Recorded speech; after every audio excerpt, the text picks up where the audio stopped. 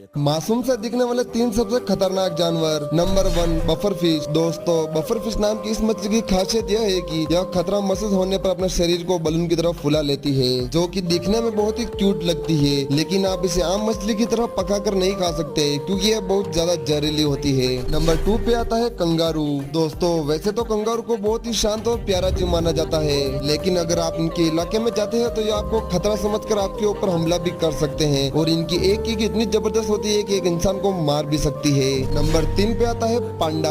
पांडा को दुनिया का सबसे क्यूट और प्यारा जानवर माना जाता है, जो कि दिखने में बहुत ही शरीफ होता है, लेकिन खतरा महसूस होने पर पांडा को अपने बचाव करना भी आता है।